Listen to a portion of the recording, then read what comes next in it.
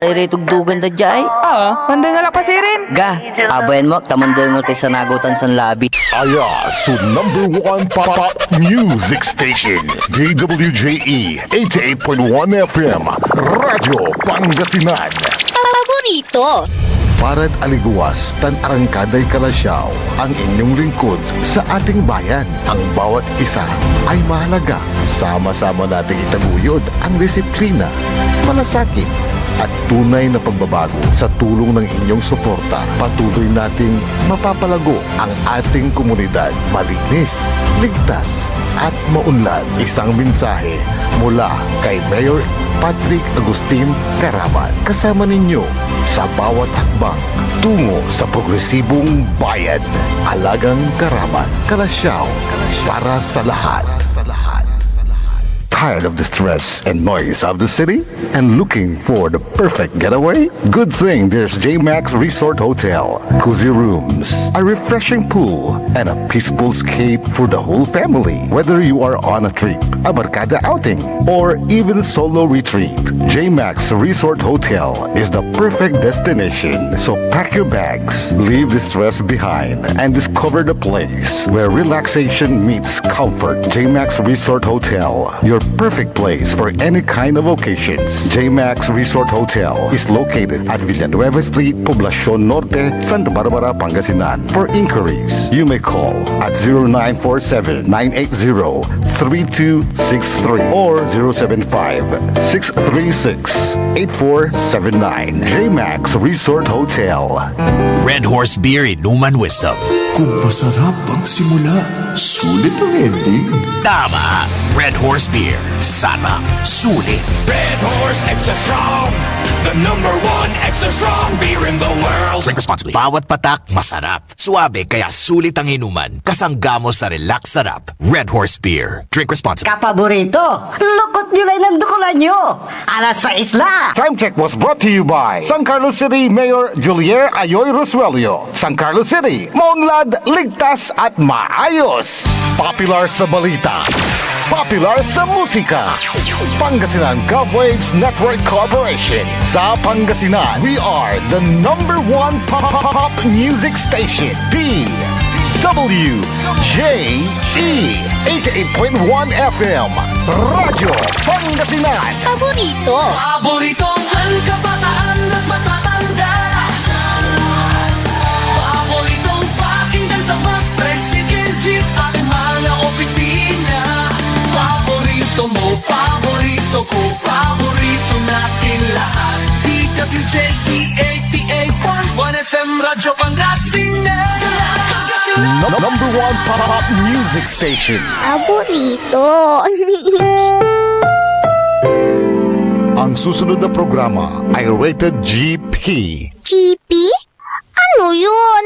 Garantisadong pampaborito! Wadyala sa programan Mambangon si kayo kapaborito. Pakaringalan na saray balita, impormasyon at loob tantaway na luyag na Pangasinan. Maabig yakabwasan Pangasinan.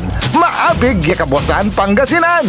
Kaiba sa kapaboriton Dennis Mujares tan si kapaboriton Errol Horado. Jalabat DWJE 88.1 FM Radyo Pangasinan.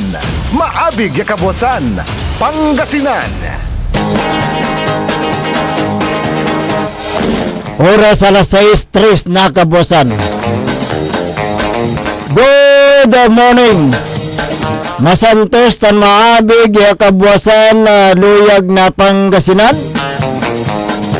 Magandang umaga po sa inyong lahat.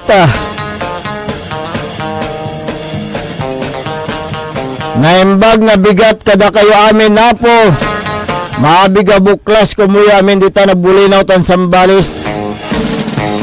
Narito naman tayo upang magatid ng mga balita, impormasyon, mga issues ngayong araw ng Lunes, Pizza 15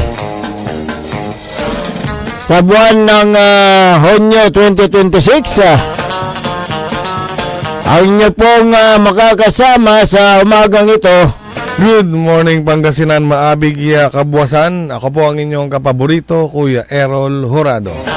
Mactorial Lingkor, Timog Pangasinan, Dennis Muharis. At kasama din natin dyan sa may technical control, Engineer Nixon Dakal. Kung meron kayong mga gustong iparating na mga balita, impormasyon, mga issues,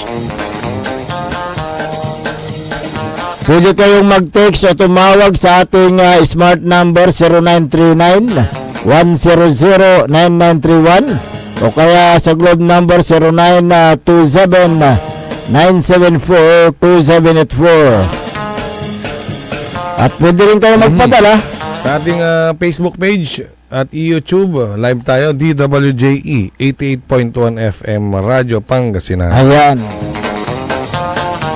Araw po ngayon ng Lunes. Siyempre, maaga po ang ating mga kabayan na nagising. Lalo-lalo. May estudyante Oo, sa estudyante. elementarya. Yung mga may trabaho. Siyempre, maaga ang mga yan. Mga teacher, mga empleyado sa gobyerno. Siyempre, maaga sila nagigising. Maaga silang nagluluto ng almusal. Hanggang nagpe-prepara. Ayan. Pero may mas maaga dyan. Sino? Yung mga kapaborito natin sa palengke. Ayan, oo. Siyempre, ganyan. Magsasaka, yung mga drivers on the road. Good morning sa mga nakikinig dyan sa may Malimgas Public Market dito sa lungsod ng Dagupan. At ganun din dyan sa may public market sa Kalasyaw. Public market dyan sa may Mapandan. Speaking of Mapandan, good morning kay Mayor Carl Christian Biga.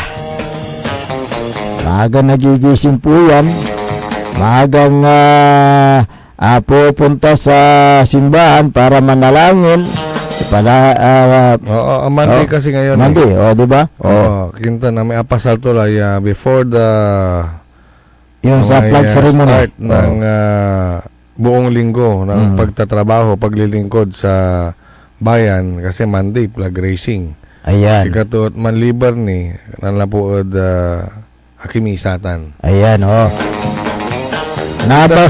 Ditan Kalasyaw Balot. Oo. Agawa may opening na may basketball. Oo. Karoman talaga nandukod ko yung mic yan. May live.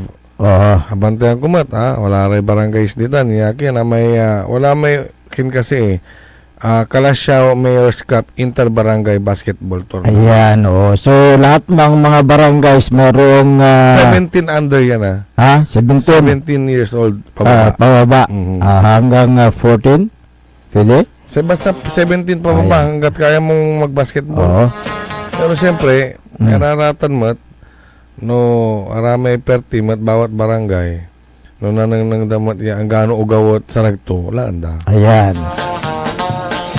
Kaya, kanyan, sports-minded din yung mayor dyan, si Mayor Patrick Agustin Karamat. Yan ang galaw karoman, ang butil versus duyong. Ang butulera. On. May makabito versus mangkup. Ayan. Wala may galaw kisban. Walang galaw so kisban karoman at analora.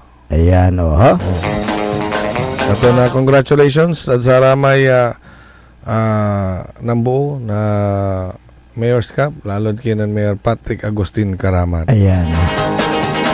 So nabanggit natin yung mga maagang nagigising, particular yung mga estudyante, mga magulang, palala sa mga magulang.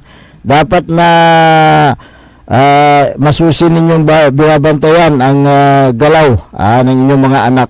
At hindi lamang limitado sa tahanan, kundi hanggang sa mga paaralan upang maiwasan ang yung katulad ng nangyari sa Negros Occidental, Capoberto Errol, isang grade 7 student nahulian ng drugs, yung drugs sa paraphernalia at patalim sa loob ng kailang paaralan. Ang pangyayari ay naganap sa unang araw ng klase noong June 8. Oo. Yan sa may Talisay City, Negros Occidental. Ngunit ang katwiran ng bata ay pinatago sa kanya Oo. ng kanyang pinsan. O kahit sinabi ng bata na pinatago sa kanya ang illegal na droga, siyempre isa sa ilalim sa masusing investigasyon ng naturang estudyante. Kung grade 7, Oo. menor de edad, nasa pangangalaga ng ano yan, ng DSWD. Oo, at ayon sa Republic Act 9344, yung Juvenile Justice and Welfare Act of 2006, na ito ay inamendahan ng Republic Act 10630. Ang mga minor de edad na nahulihan ng illegal na droga ay hindi ikinukulong na kasama yung mga matatanda dahil minor de edad nga, di ba? Sila ay isinasailalim sa proseso ng rescue at inihahatid sa pangangalaga ng mga otoridad sa social workers para sa rehabilitasyon. Hindi may tuturing na pag-aresto kung minor de edad. Ito ay ituturing na biktima at ang minor de edad.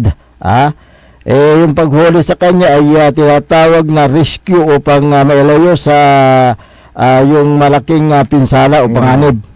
Kung minor de edad, hindi sila kinakasuhan, di tulad ng mga nasa hustong gulang, para hindi masira ang kanilang kinabukasan. Oo, parang parang mahulog dito sa batas na ito, kapaborito error. Kung paano kung yung minor de edad nagdala ng volume na illegal na droga. Courier, no? sila, naging taga-bitbit, hindi. taga-deliver.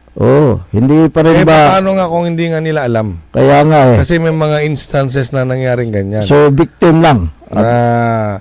Ay, pakibigay mo nga dun sa mga uutosan sila ng pag-ano, di ba? Kaya nga, Mas manaya may operation, say man deliver, ugaw. Ginagamit yung mga bata. Kaya, yun nga, ang kondyan, Yung sinabi mo kaninang yung juvenile justice, ang batas na yan, ang nagpoprotekta sa mga batang yung mga nagkakamali. O nagkakasala sa batas, ang tinatawag na children in conflict with law. With the law. Ayan, Layunin nitong iligtas ang mga bata sa kulungan, bigyan ng rehabilitasyon at tulungan silang magbagong buhay. Kailangan silang ituwid hanggat bata pa. Sinasabi sa batas kung ang minor de edad, ang edad niya ay 15 pababa, hindi maaaring makulong o makasuhan sa korte. Sila ay isasailalim doon sa intervention program ng lokal na pamalaan. Yun ang batay sa Republic Act 10630 na nag-aamyenda sa batas na Juvenile Justice and Welfare Act of 2006 na ayon sa Section 20 -A, ang mga batang edad 12 hanggang 15 na gumawa ng krimen tulad ng kunyari pagpatay o rape o kidnapping, itinuturing na neglected child.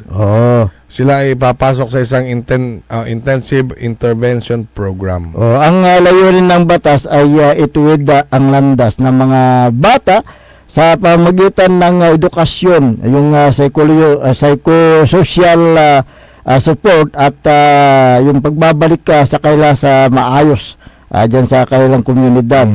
Ang kulang ang disiplina ng magulang sa kanilang anak. Kaya ang mga ibang bata ay nalulong sa bisyo. Dapat ang mga magulang ang magtuturo ng magandang asal sa kanilang mga anak. Ang tamang disiplina ay ang paggabay sa mga anak gamit ng pagmamahal at pag-unawa. Ito ang pundasyon para lumaki silang responsable at may respeto sa kapwa. Sa panahon ngayon, maraming kabataan ang nasasangkot sa illegal na gawain. Gaya ng paggamit ng ipinagbabawal na droga. Nawawala sila sa maling pagdidisiplina ng kanilang mga anak. Nawawala sila sa tamang landas patungo sa magandang kinabukasan dahil sa maling pagdisiplina ng kailang mga magulang. Kaya karamihan sa mga minor de edad ay nalulong sa illegal na droga. Oo. Ayon sa Philippine Drug Enforcement Agency, o PDEA, nasa 2,000 plus na kabataan Oo. ang nailigtas mula sa aktibo ng illegal na droga mula July 2022 hanggang 2025. At sinasabi ng PDEA ang kabuuang bilang ng mga minor de edad na sangkot sa krimen sa bansa, kabilang na yung mga kaso ng droga ay nasa 5,000 daw. Ang mga nabanggit na bilang ng mga kabataan na sangkot sa droga ay sinasabing gumagamit daw ng marijuana o rugby. Rugby. Yan yung mga marami yung susungapod kin. Sinong nataytay? Kaya nga eh, Marami doon sa pelikula ng sama, no? Tama, Yung iba nga nagsasabo na rin. O nga ang sa sinasabi ng gobyerno, mahigpit nilang pinapatupad ang programa, yung pang-edukasyon, yung rehabilitasyon para sa mga drug dependent at preventive education ng PDEA para maprotektahan ang mga kabataan. Ipagpalagay na natin na ang mga programa ng gobyerno ay para sa mga drug dependent na kabataan. Ang tanong, ang outcome ng naturang program. Para magkaroon ng outcome, yung naturang programa, kailangan ng long-term program ng gobyerno tulad ng pagbibigay ng sapat na edukasyon at yung pagtatapos sa kailang pag-aaral. Kung bigyan ng gobyerno ng sapat na edukasyon, dapat ang gobyerno nasyonal ay maglaan ng sapat na pondo upang matulungan ang lahat ng kabataan na matustusan ang kanilang pag-aaral. Malaking pondo kung ang kinakailangan kung lahat ng mga kabataan sa buong Pilipinas kailangan mong suportahan sa ilalim ng scholarship program. Malaking pondo ang kakailanganin diyan. Yung ilan ba ang barangay sa buong Pilipinas? 42,000 mahigit. Na barangays, kung ang isang barangay mayroong 20 batang nag-aaral sa kolehiyo. I-multiply mo lang yan. 42,000 times 20, 840,000 na estudyante. Tapos 20 lang yun na per barangay. Nabibigyan mo sila ng 40,000 a year. O ilan yan? 33.6 billion. Billion. 33 billion. Magkano yung yung pondo ng DepEd? Billion, 1 kaya nga 1.3 yata yun, di ba? Something, billion. 1.3 trillion. So yan 33 billion lang. Naman pa yung yung wala pa dito yung mga ghost student. Oo nga. May mga bumili tayo ng ganyan. Na ganyan. May scholar at may kwarta at nakukubra. Kaya nga. Listaan. So 1.3 trillion ang pundo ng DepEd. Sa laki ng budget ng DepEd, kung ang 33 billion, 608 million inilaan sa educational assistance ng mga batang mag-aaral, maganda sana ang oportunidad ng mga kabataan para sa kailang kinakaharap at makapagtrabaho, kumita ng matas o yung malaking kita, di ba?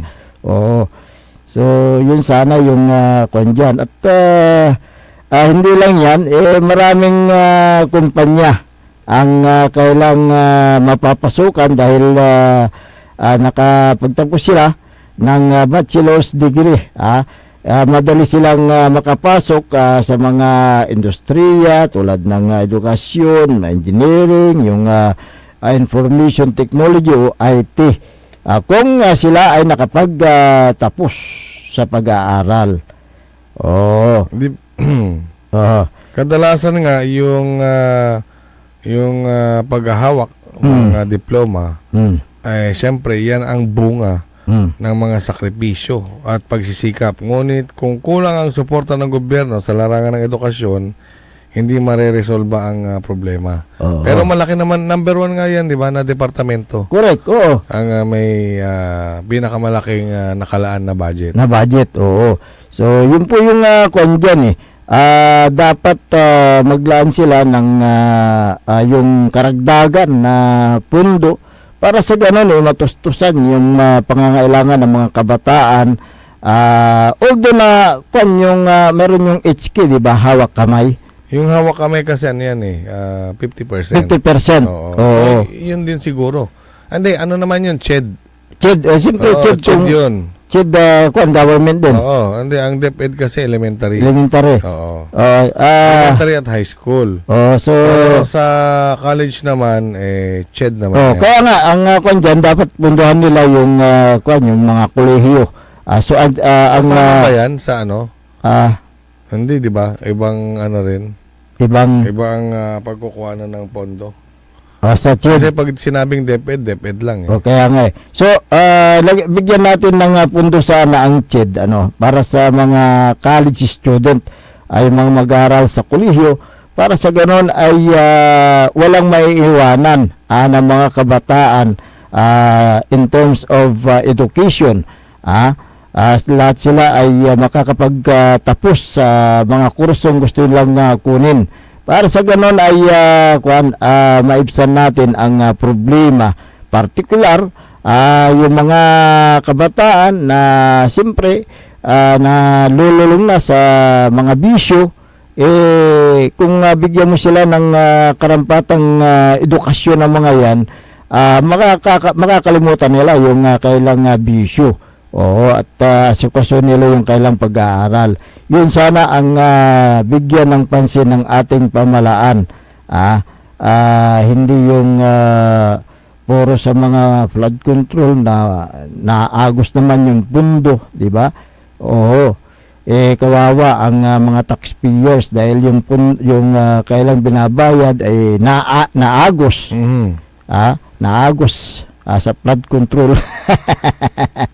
Walang nangyari, walang nangyari diyan sa pundo na yan, kundi napunta sa ilang mga buhayang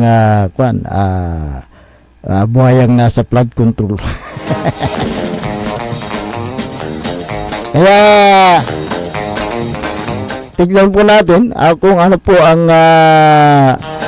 magagawa ng ating pamalaan para sa ganun ay matulungan itong mga kababayan natin, especially yung mga kabataan na naghahangad po na makapagtapos sa kanilang pag-aaral.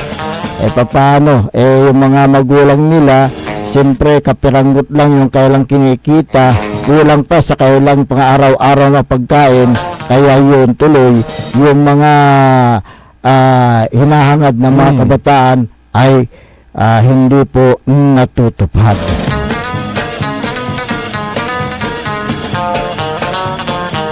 Alas 6:23 ng umaga. Good morning kay Marivic Rivera Balason. Ayan, magandang umaga po sa inyo. At ganoon din magandang umaga kay Lolo Orpilia, kay Mar Pascua, si National Nebran Per. Ang apelyido niya, Per. Marie Cris Abarra, Susana Bungar Bustamante, magandang umaga. Si Merlita Abilia. O si Caramel de la Cruz ng San Carlos City. Good morning po. Good morning. At kay Madam Geraldine de la Cruz.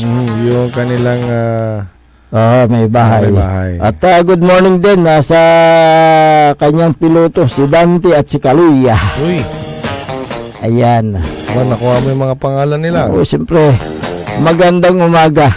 Palagi sila nakasubaybay sa ating palatuntunan. Thank you po. At ingat-ingat po sa pagmamaneho. Ayan, sa biyahe. Alam mo si Caramel, kung na yan madaling araw pa yan, buwabiyahe na. Dahil mayroong kaunting negosyo rin yan. Mapagmahal sa kapwa. Mapagmahal sa pamilya. Kung mayroon kang kailangan na magpatulong ka sa kanya, Hanggat kaya niya, tumutulong yan si Caramel. Helen Ibasan Labarias. Si Lisa Sim, magandang umaga. Si Rebecca Himinia Tamayo. Kapitan, Si Don Ramon Bautista. ayan, oo. Oo, senior. Senyor, Diyan sa may bayan ng Manawag, dating board member. dating Vice Former Mayor. Vice Mayor. Oo. Honorable niya siguro. Region 1 Region Medical 1 Center. Ayan. At At sa manmamaneho latan. yung kanyang anak, si si Ramon Junjun Bautista. Councilor Councilor. din yan. Oo. Yan sa Manawag. Manawag itan. Ayan. Kapitan Saldi Bauson ng Barangay Macabie 2, Kalasyaw, Pangasinan. Magandang umaga. Maaga rin nagigising ito. At inasikaso yung mga problema ng barangay. Lalo na yung mga pupunta sa kanya na may problema. Ayan, mamaya na kayo tumawag at ako po on the air, ano. Si Silvia Romero, gawin din si Michael Mariado Suganov. Magandang umaga sa inyo. Oy, condolence nga pala sa pamilya Pigar, yung tinulungan natin, Don Ramon, sumakabilang buhay na. Dinantan. Yung na-aksidente sa motorsiklo. Yung may kanayon mo. Doon sa Dasol. Hindi niya kasi yung hindi siya nag-survive ka nga. Kaya ingat-ingat sa pagmamaneho, especially sa mga motorsiklo. Kahit pa paano, at least may inya singer At tulungan Don Ramon. Sir Ramon, tandita na Region 1 Medical Center. Ginawa daw so kanipigan. Dadaulo ng Director Joseph Roland Mejia at talagang ginawa. Ginawa din ka.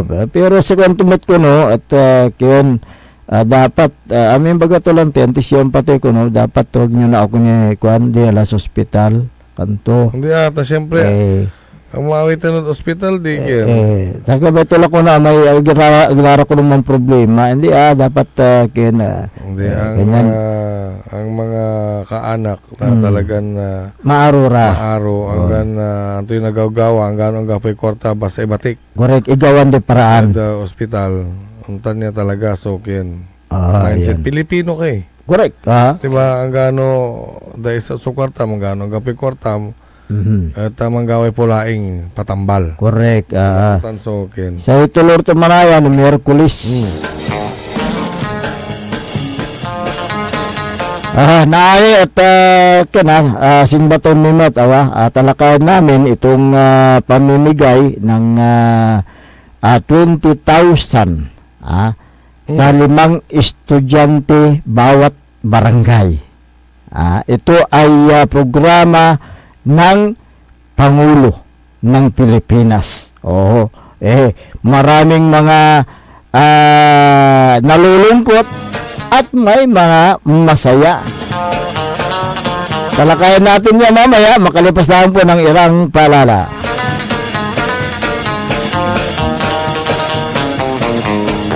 Ang puta-putang Iran Balita. The Senate is under attack. Senate was never under attack. Pero para sa amin na nandito, napakaraming nangyari. I'm talking about ngayon, after those terrible events. Ang puta-putang Iran Sunata. Dame yung Hawak mo ang beat.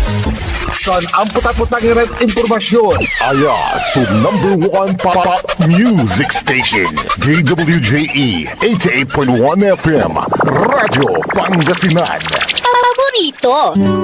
Looking for a place where comfort meets flavor? Welcome to Cafe Medardo, nestled inside Coras Manor and Garden in Mapandan, Pangasinan. Your cozy escape just off the town's heart. Start your day with a rich aroma of freshly brewed coffee. Savor our signature blends, perfectly paired with warm pastries, straight from the oven. Indulge our mouth-watering pasta, all and chef-inspired specialties, made with love in every bite. Whether it's a casual catch-up with your friends, a family celebration, or a quiet moment just for you, Cafe Midarlo is your perfect spot to relax, connect, and enjoy. Visit us today at Cafe Midarlo in Coras Manor and Garden, Mapandan, Pangasinan, where every cup tells a story and every visit feels like home. Cafe Midarlo, where every sip feels special. Mga kababayan ko sa Malasiki, ang maayos at maunlad na komunidad ay nagsisimula sa ating lahat. Makilahok sa mga programa ng ating lokal na pamahalaan, kalinisan, kalusugan, at kaayusan. Mag-segregate ng basura, sumunod sa batas trapiko, at suportahan ang mga proyekto ng barangays. Tandaan, ang pagbabago ay nagsisimula sa simpleng disiplina at pakikiisa. Sama-sama tayo para sa mas ligtas, malinis at maunlad na bayan ng Malasiki. Ang LGU at mamamayan magkaisa para sa kinabukasan. Ako po ang inyong lingkod, Mayor Alfe Soriano ng Bayan ng Malasiki. Mga kapaboritong tagupenyo, may bagong saya at pagkakataon ka na naman para manalo. Ipinakikilala ang bagong Authorized Agent Corporation ng STL sa Dagupan, ang Golden Key Play Corporation. Mas pinaantig, mas exciting, at mas malapit sa inyo. Araw-araw, may tsansa kang mag-uwi ng papremyo. Legal, ligtas at suportado ng PCSO. Suportahan ang legal na laro, iwasan ng illegal. Dahil dito, panalo ka na, makakatulong ka pa. Ang STL Dagupan ay hatid sa inyo ng Golden Key Play Corporation at ng Philippine Charity Statistics Office. Talaranan sa paboritong herbal ng bayan, E-Karma Health Option. Kaiba sa paboritong doktor, Dr. Glenn Soriano. At programan Early in the Morning, alas 7 hanggang alas 8 na kabusan, kada Sabado. Jalaban at paborito yon istasyon, DWJE 88.1 FM, Radyo Pangasinan. E-Karma Health Option. Mare! Kabigla ka naman, Mare, ah! Grabe, gimaggana ka, ah. Mare, di mo sinabi na uwi ka pala ng San Carlos. Ay, oo! Namiss ko na kasi dito ang pamilya ko. Ito na palang San Carlos ngayon. Grabe, Mare! Ang laki na ng pinagbago. Siyempre naman, Mare, alam mo ba na dito sa syudad natin, malaki na talagang pagbabago. Mula sa mga infrastruktura, nandiyan na mga konkretong daan at mga bagong pasilidad. Wow! Meron din tayong trending na ayos, kalusugan karavan na nagbibigay ng libreng serbisyong medikal. Palit-palitan, ah! Saka, nandyan din ang mga programang pang-agrikultura para sa ating mga magsasaka. Ay, wow! At higit sa lahat, Maria, mapagpapanatili ng peace and order ng ating syudad. Perfect! Di lang yan, binibigyan din ng halaga ang kapakanan ng lahat ng tao at pantay na karapatan sa mga serbisyo ng gobyerno. Grabe, Mare! Ang bongga na talaga ng San Carlos. Parang ayoko na bumalik sa ibang bansa. Oo, Mare. Kung ako sa'yo, dito ka na lang sa San Carlos. Dahil sa San Carlos, tunay na subok na ang serbisyong ayos. Mayor Julia Ayo Resuello po, kasama si Vice Mayor Jose Resbox Resuello at ang Sangguniang Panglungsod ay nandito upang umagapay at magserbisyo sa ating minamahal na syudad. San Carlos, maunlad, ligtas at maayos. Naghahanap ka ba ng masarap, sulit at tunay na Chinese food? Tikman ang kanilang masasarap na noodles, steaming dumplings, fried rice, at iba pang paborito ninyong Chinese dishes na siguradong magpapabalik-balik sa inyo. Sa bawat subo, maasahan ang kalidad, sarap at pagmamahal sa pagluluto na para bang nasa puso ka ng Chinatown. Pang pamilya, pang barkada o pang solo food trip, siguradong busog at masaya ka sa Angkong Noodle House. Angkong Noodle House. Sarap na abot kamay. Lasang tunay na Chinese food. Ano pang iniintay mo? Tara na, kain na sa Angkong Noodle House. Angkong Noodle House is located at the ground floor of Metro Plaza, A.B. Fernandez Avenue, Dagupan City. Also visit their branches, Bayambang, Rosales, Ordaneta, Binalonan, San Carlos City, at ang kanilang bagong bukas na sa Robinsons, Calasiao. Good morning mga kapaborito, 6:30 na. Time check is brought to you by RH Super, ang shot ng tropa. Red Horse Beer Inuman Wisdom. Kung masarap ang simula, sulit ang ending. Tama! Red Horse Beer. Sarap. Sulit. Red Horse Extra Strong, the number one extra strong beer in the world. Drink responsibly. Bawat patak, masarap. Suabe, kaya sulit ang inuman. Kasangga mo sa Relax Sarap. Red Horse Beer. Drink responsibly. Paboritong lang kabataan at matatanda. Paboritong pakinggan sa bus, tricycle, jeep at mga opisina. Paborito mo, paborito ko, paborito nating lahat. DWJE 88.1 FM Radyo Pangasinan. DWJE 88.1 FM Radyo Pangasinan.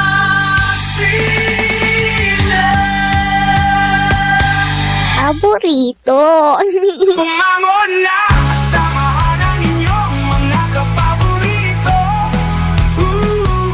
Maabigyan ka po sa Pangasinan. Dennis Muarez, Errol Jurado, ang gigising sa inyo tuwing umaga sa programang Maabig Kagabosan Pangasinan. Dito lamang sa #1 Pop Music Station. DWJ 88.1 FM Radyo Pangasinan. Alas 6:35 ng umaga sa pagpapatuloy ng ating palatuntunan Maabig Kabuwasan Pangasinan. Ang inyo pong nakakasama sa umagang ito. Ako pa rin po ang inyong kapaborito, Kuya Errol Jurado. Mactorion Lingcora, Timog Pangasinan, Dennis Muhares. At kasama din natin dyan sa may technical control ang nag-iisang pugi sa puso ni Madam Charis, Engineer Nixon Dakal. Araw po ngayon ng Lunes, Pizza 15 sa buwan ng Honyo 2026. Gising. Ayan, May pasok. may pasok. Oo. Ayan, may good morning. May gising na. Gising. Good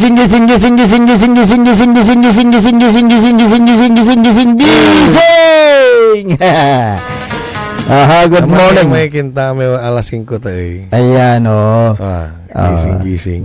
Gising. Good morning kay Magina Corda, kay Myra Meriti Lapid, magandang umaga. Sa hirap ng buhay, marami ang naghahangad na mapag-aral ang kailang mga anak. Maswerte sila kung nakapasok yung kailang mga anak sa eskular ng gobyerno. Ngunit marami pa rin dismayado gaya itong binibigay ng pamalaang nasyonal, yung 200,000 piso kada barangay, na ito ay sa ilalim ng Presidential Scholar Program ng Pangulong Ferdinand Bongbong Marcos Jr. Marami ang naghahangad na makakuha ng scholarship na yan, yung scholarship assistance. Di ba tig 20 million? Oo nga eh.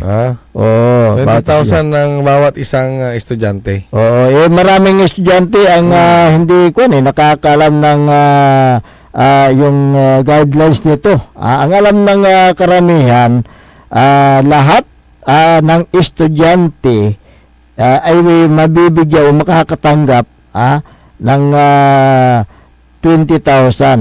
Para malinaw sa ating mga tagapakinig. Ang ganda-ganda ng announcement eh. 200,000 kada barangay. 200,000 sa lahat ng barangay sa buong Pilipinas. Okay. So, yung 100,000 para sa scholarship assistance. Okay. Yung 100,000 para sa barangay. Tama. Ayan. So, yung 100,000 sa barangay kasi ay ibibili ng ang 100,000 pwedeng gamitin sa pambili ng computer, barangay o printer. O pwede ring solar street lights.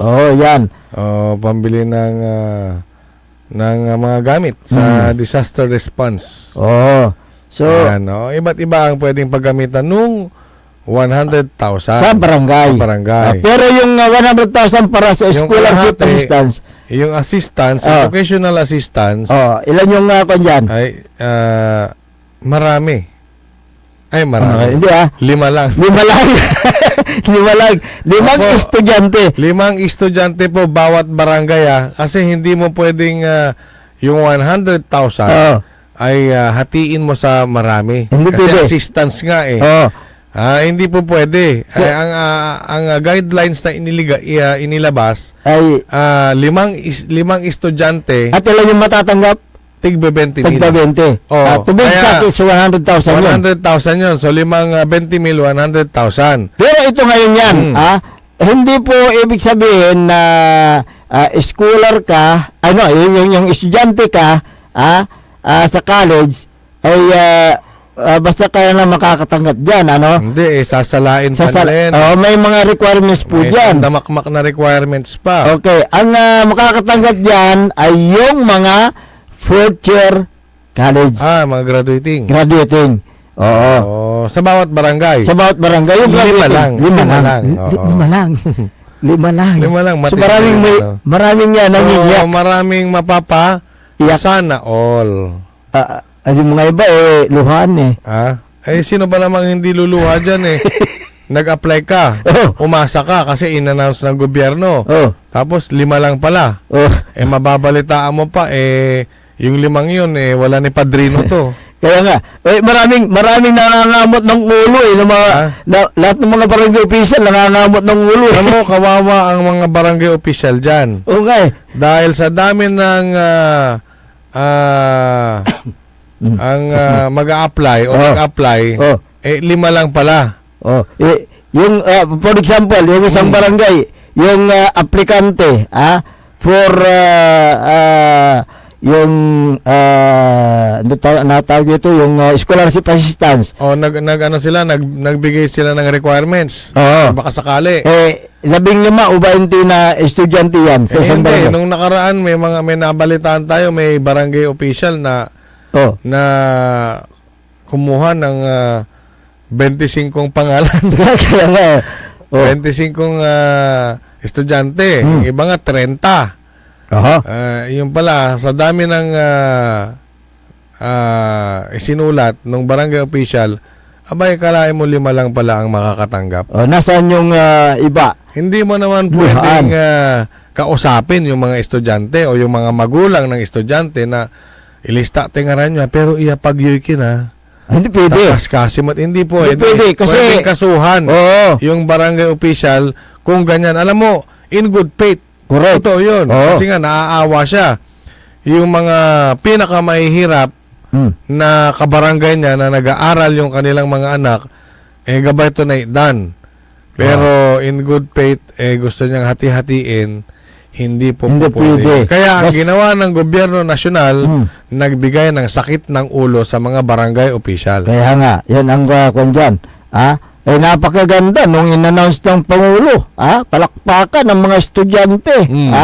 Pero pagdating sa barangay, sakit ng ulo pala. Sakit ng ulo dahil siyempre, yung barangay kapitan, for example, ang scholar doon sa kanya, yung fourth year college, 20. 5 lang ang nabigyan. Nagtampo sa kanya yung 15. Mas marami yung nagtampo kaysa yung nasaan na yung yung mga mahihirap ang buhay na gustong mag-aral yung kanilang mga anak. Paano mo masasabi yung pantay na oportunidad? Hindi pantay Parang bangking Bangking. Kasi nga may scholarship dyan Dagupan. Ano ba ang programa nitong si Mayor noon? Scholar sa bawat barangay. Naalala ko yan noong 2022. Ang kanyang pangunahing pangako nitong si Mayor Belen Fernandez, scholar sa bawat bahay program. Sa bawat bahay Scholar sa bawat bahay program. Noong siya ay nangangampanya. So, ano nangyari ngayon yan? Kailan yung 2022? Tama ba? 2022. Nangangampanya noong 2022 nung siya ay magme-mayor ngayon. So, 2026 na. Meron akong kilala na pamilya, 4 ang pinapaaral niya ang kolehiyo. Taga-Dagupan niya na. Nasa na yung bawat bahay, may scholar. Wala yung na. 4 na anak niya, ni isa wala. Wala. Na-disregard. Disregard. Wala. Nag-apply yun. Umasa. Pinangakuan. Ang gapo. O diba, ano ba ang guidelines ng pagbibigay ng scholar dito sa Dagupan? Kaya nga At pinili malaya. May asinggarot papatugan, ang gano'n walay kwarta. Sige. Yun ang bibigyan. Anak na leader at barangay o inyasinggar ng kapitan kasi ang unang gagawin mo, lalapit ka sa kapitan Kukuha ka ng pupunta ka sa kapitan, silang mag-endorso. Sila mag-endorso? Wala ray leader ditan. Lalagyan na lang ng initial. Si Karasok yan. Si Karalay Makauloy. O yung deserving na gustong mag-aral, ang gano'n taga-Dagupang ka, no anak kay Kian, maasingger, ayos. Kaya nga. So, yun yung sinasabi natin dito. So, na politika yung scholar. Hindi maganda yung sana yung sinasabing layunin na matulungan ang mga estudyanteng mula sa mahihirap na pamilya dito sa Dagupan. Mga out of school youth at mga nanganganib na huminto sa pag-aaral. Kaya nga. Nasaan na yun? Hindi lamang basihan daw yung mataas na grades. Aba? Bakit? Hindi daw basihan yun. Hanggat gusto mong mag-aral at deserving ka nga naman, yun ang sinabi. Pwede. Ibabalik ko nga doon sa may pamilya, 4 ang nag-aaral. Kaya nga, sa isang bahay. Ni isa wala. So, nasaan yung pangako ng city government? Nasaan yung pera naman ng ng syudad yan. Hindi naman pera ng mayor yan. Hindi rin pera ng mga konsehal na malalapit sa banga. So ang nangyari diyan, ginamit yung programa na yan sa pangangampanya 2022 ni Mayor Belen Fernandez. Tingnan nyo, ginamit para sa ganon makuha niya yung kanyang posisyon. Pag anong siya nakuha na, wala na. Ang mga may hirap ang kailang buhay. Meron pang noong July 29. July 29, nakaupo na. Nakaupo na. 2022. Ay may inilabas, may pinasa silang ordinansa. Ano yung naman ng ordinansa? Ordinance number 2246-2022. Na nagpatibay sa Revised Comprehensive Dagupan City Government Scholarship Educational Assistance Program. Ang gandang pakinggan, Mayor! Pinalakas nyo pa pala yan diba? Mas pinalakas pa. Ang gandang pakinggan. Pero, ano na? Ang nangyayari? Yung mga mahirap ang buhay. Diba, binuo yung Scholarship Committee ng Dagupan. At nag-meeting pa nga yung inihahanda nila yung IRR. Yung Implementing Rules and Regulations ng Ordinance na 2246-2022. So, hindi nangyari. Sino ang bumuo? Yung mayor. Bilang chairman. At yung vice mayor bilang vice chairman. Sino-sino yung mga miyembro? Ay napakarami nila.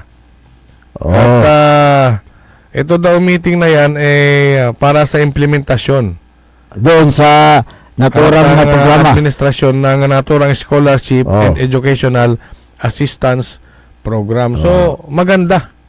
Maganda po yan. Maganda yung layunin. Nasunod sana. Buti sana kung yung isang pamilya na sinasabi kong 4 ang anak na estudyante ng kolehiyo, hindi sana nag-apply. Nag-apply correct. Nag-apply, may aplikasyon. Saan? Na-disregard. Ang gapo. Asa na yung scholar sa bawat bahay ni Mayor Belen? Wala. scholar sa bawat bahay program. Ang ganda ng layunin ng naturang programa pero sa implementasyon kulang. Noong 2023, naglaan na naman ng another 200 million. Tinan mo yan. Para scholarship niyan. So hanggang ngayon, tuloy-tuloy na. So, marami pa rin. Ang tinatanong natin dyan, yung guidelines. Oo nga eh. Ito yatago nila yung guidelines. Oo, kung ito ba ay may palakasan. Kung ito ba ay nasusunod yung mga requirements. Kung ito ba ay kung mayroong nag-initial, pasok na. Kaya nga. Kung ito ba ay inilapit sa kapitan at inaprubahan ng kapitan, okay na. Yung mga guidelines dapat dyan. Dapat ang kwan dyan, title dyan, Educational Palakasan Program. Asa na nga yung yung sinasabi natin na medyo kaya dito sa Dagupan nakakalungkot tuloy yung pantay-pantay na sinasabi natin. Hindi pantay-pantay. Kumbaga may kinikilingan. Pariking. Itong namumuno sa lungsod ng Dagupan, hindi pantay-pantay ang trato niya sa mga taga-Dagupan. Lalo na sa mga mahihirap ang kailang buhay. Ibihin nyo yan, yan yung may mga poster, may mga tarpaulin pa nga yan. Noong 2022, nung nag-iikot sa social media. Meron yan. Hanapin nyo. Kaya doon sa mga sa pahayagan, sa mga lumabas, sa mga press release. Kaya dapat huwag kayong palilin lang sa mga magagandang mga pangako ng mga opisyal na yan pagdating ng eleksyon. Yung mga pangako na yan, wala rin. Gaya dito sa lungsod ng Dagupan, hindi tinutupad ang mga pangako na yan. Meron naman, tinupad din naman doon sa mga kaalyado. Yung mga anak ng leader, yung mga inilapit ng leader, yung mga barangay official, sip-sip at mayor. Pero sana yung yung bawat pamilya may edukasyon. Bawat pamilya, bawat bahay nga. Bawat bahay. Bawat bahay. Bawat bahay ang sinabi. Kaya wala nga yung mga iba.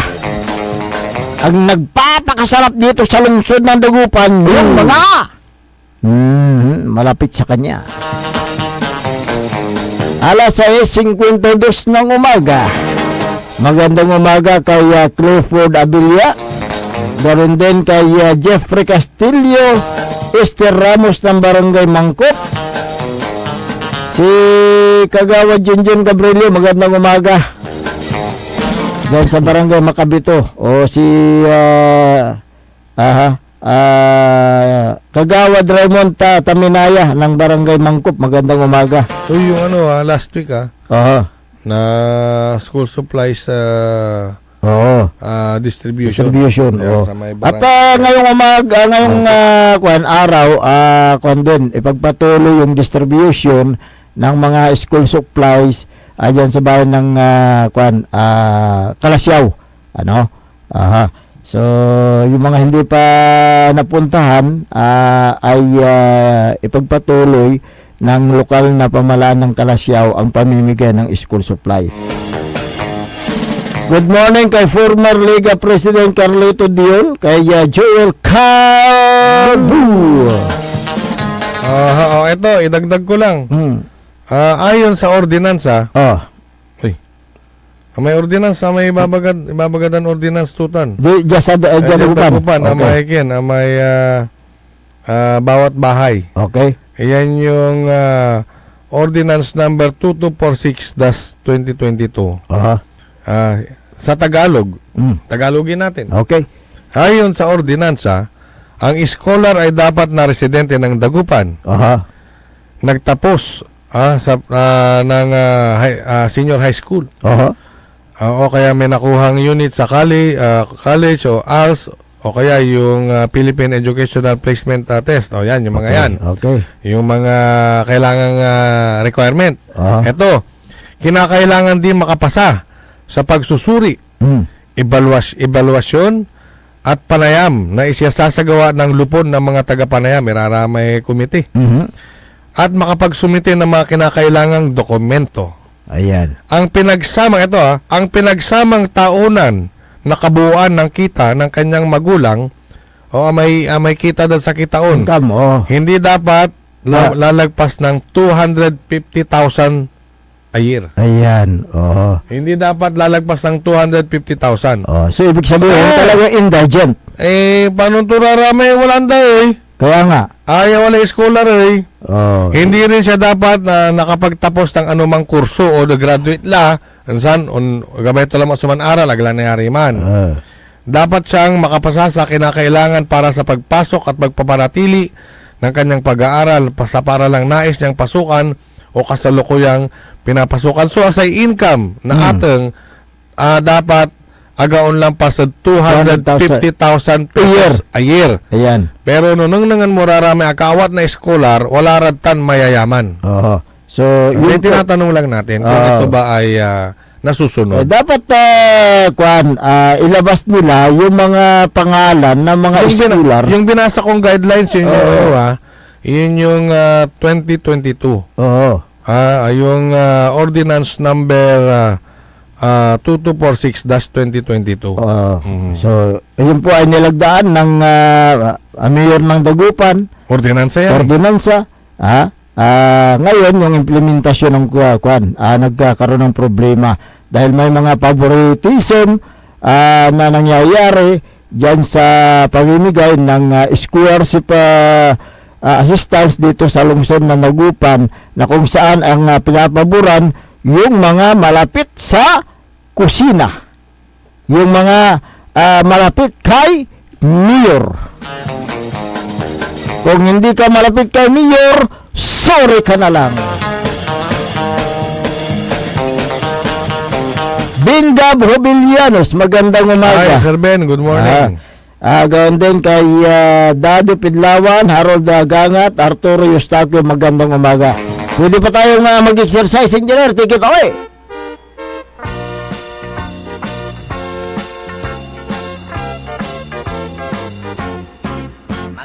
Magandang umaga kay Mayor Patrick Agustin Karamat ng Kalasyaw.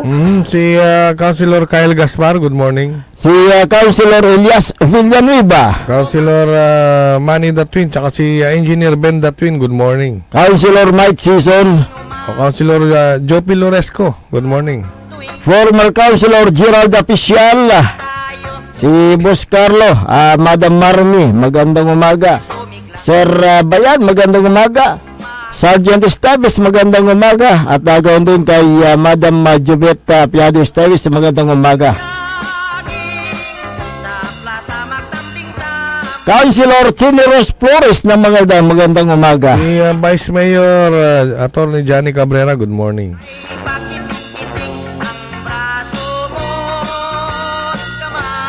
Medyo gahol na po tayo sa oras. Kaya po nagpapasalamat ng marami sa inyo, sa inyong pagsubaybay sa ating palatuntunan.